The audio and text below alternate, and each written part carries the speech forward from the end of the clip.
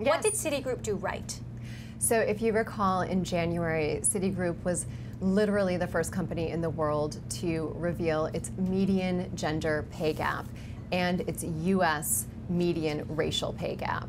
And what that means is it didn't use an adjusted number, which is what the disclosures that we've gotten from most companies so far, which is an equal pay for equal work number. Most of those numbers we've seen from companies have been adjusted, and they're around 99 cents to parity. So if you and I were in the same position, we'd be making around the same if I was a man and you were a woman. But what Citigroup did further was to actually publish their median number. So if you take all the men and all the women in an organization, you say, take the middle person, what are they making? What's the man making versus the woman? There's a much bigger gap. And that's actually how equal pay is measured in the United States when we talk about equal pay day. Women are paid 80 cents on the dollar. That's the median earnings. So Citigroup, in response to a proposal from Arjuna Capital, came out with this data and stepped up as a leader and really set a new standard. So not only are they releasing more data and being more transparent, the data looks good. Is that what you're saying? Well, the data doesn't look great. Those median numbers don't look great for most companies. It was a 29% median pay gap as compared to their 99 cents equal pay gap, right? And for minorities in the US, it was 93 cents on the dollar. So it doesn't look great. They squeaked out an A. They got an 86 out of 100, but they are the only company to receive an A in the scorecard. So Apple and Intel in the tech world, you gave them a B. You gave several tech companies failing grades, Oracle and HP. Why?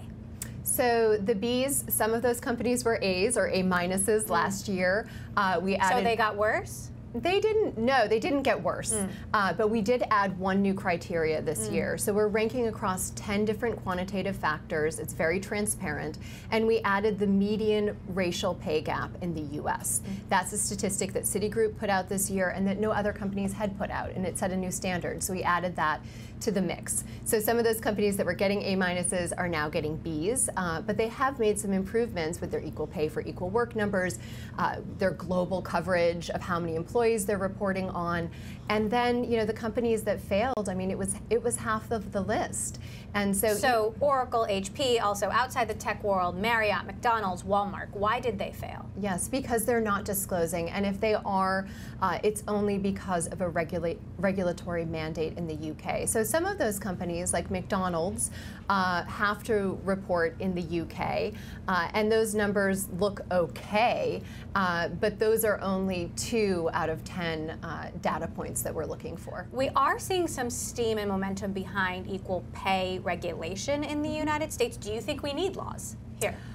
I think that it's been very slow. It's been more of a ground game. States, including Massachusetts and New York and California, have started to improve their state laws. You recently saw a judge in the U.S. overturn a freeze that had been put on by the Trump administration that was going to require companies with over 100 employees to report their gender and racial pay data to the government. And so that's actually quite promising. That's similar to what's happening in Europe.